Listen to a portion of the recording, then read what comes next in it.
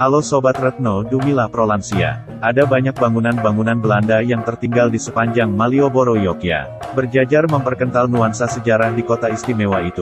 Kota Yogyakarta merupakan pusat pemerintahan dari Kasultanan Yogyakarta yang didirikan oleh Mangkubumi pada tahun 1756. Kasultanan ini lahir dari perjanjian Giyanti yang ditandatangani tahun 1755 sebagai hasil pemecahan kekuasaan Keraton Mataram. Kali ini Mimin mencoba untuk merangkai kembali cerita sepanjang jalan kenangan itu. Bank BNI 1946 Yogyakarta pada mulanya merupakan kantor Nederlands-Indische Levensverzekeringen en Maatschappij NILLMIJ. NILMIJ adalah perusahaan asuransi jiwa yang didirikan pada tanggal 31 Desember tahun 1859. Pendirinya adalah CFW Wigger van Kerkem, seorang financier pertama di Hindia Belanda. Kantor Pos. Bangunan tersebut dirancang oleh Departemen Pekerjaan Umum Pemerintahan Hindia Belanda yaitu Burgerlijk Openbaarwerken, BOW, tahun 1910, dan mulai dibangun pada tahun 1912. Dari sejak pertama kali dibangun hingga sekarang, bangunan ini berfungsi sebagai kantor pos. Gedung Bank Indonesia dulu dikenal dengan nama De Javasche Bank. Arsitek Hulswit dan Cuypers sangat baik merancang gedung De Javasche Bank. Didirikan pada tahun 1879. Sudah sejak berdiri bangunan De Javasche Bank hingga saat ini berumur sekitar 141 tahun.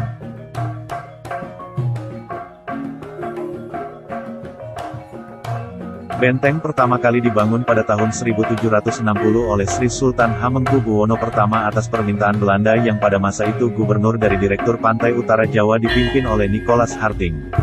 Setelah diadakan perbaikan, nama benteng diubah menjadi Vredendeboek, Benteng Perdamaian. Gedung utama kompleks istana ini mulai dibangun pada Mei tahun 1824 yang diprakarsai oleh Anthony Hendrik Smith Saerat, Presiden Yogyakarta ke-18, tahun 1823 sampai tahun 1825, yang menghendaki adanya istana yang berwibawa bagi residen-residen Belanda sedangkan arsiteknya adalah Appuyén. Bangunan baru pun didirikan dan selesai pada 1869. Senisono adalah sebuah nama gedung di sisi selatan kompleks Istana Kepresidenan Yogyakarta yang kini difungsikan sebagai museum. Pada mulanya, gedung ini adalah gedung Sociëteit de Vereniging Yogyakarta. Dibangun pada 1822 yang diprakarsai oleh Luitnan de Teria.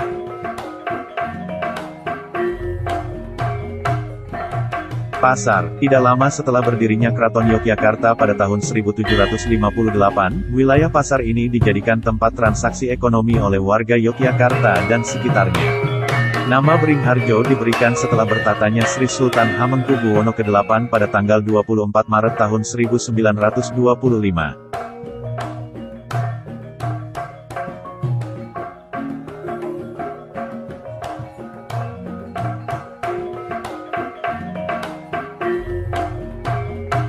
Radcam Drugstore atau Radcam Apotek merupakan bagian dari usaha perusahaan farmasi milik orang Belanda dengan label usaha NV Chemicaliën Handel Radcam & Co.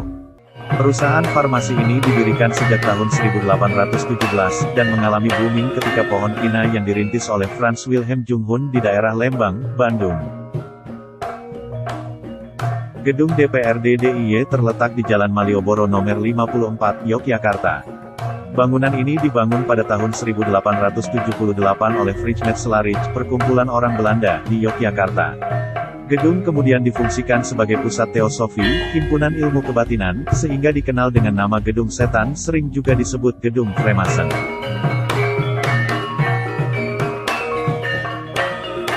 Ini adalah semacam salon zaman dahulu, langganan para pembesar Belanda waktu itu.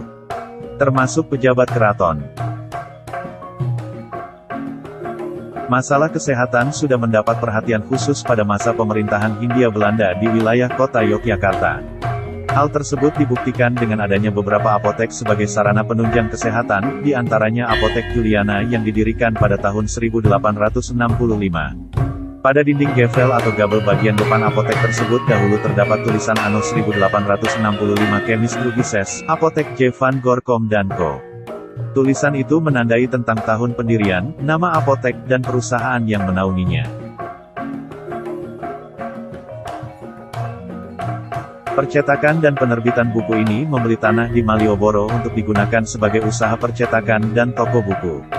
Perusahaan ini menjadi penyedia buku-buku pendidikan di Hindia Belanda. Terbitannya, antara lain almanak yang memuat cerita Ramawijaya, 1922, Serat Pustaka Raja Purwa, 1939, dan beberapa buku lainnya. Umumnya buku hasil terbitannya ditulis dengan penerbit Boy Handel and Brokerage Kolf Buning Jogja.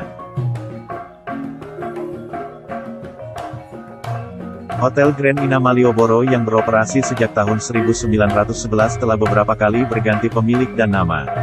Awalnya hotel ini bernama Grand Hotel de Jogja, lalu berubah menjadi Hotel Asahi pada 1942, Hotel Merdeka pada 1945, dan Hotel Garuda pada 1950.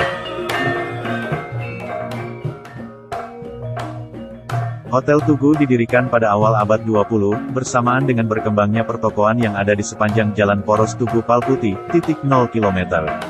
Hotel Tugu merupakan hotel terbaik pada masanya, yakni sekitar tahun 1920-an. Tahun 1930 Hotel Tugu juga difungsikan sebagai restoran yang melayani orang-orang asing yang ada di kota Yogyakarta, serta pelanggan pribumi dari kalangan keluarga Keraton Yogyakarta. Pada mulanya, hotel ini bernama Lus Genutschap Grand Hotel de Jogja, kemudian berubah menjadi Namlus Genutschap Marba.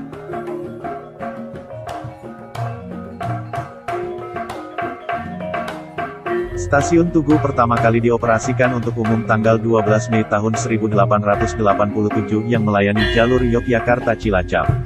Stasiun yang baru dibangun itu kemudian diberi nama Stasiun Tugu dan mulai dibuka pada tanggal 2 Mei tahun 1887. Pemerintah kolonial menguasai segala hal yang berhubungan dengan kereta api hingga Maret tahun 1942.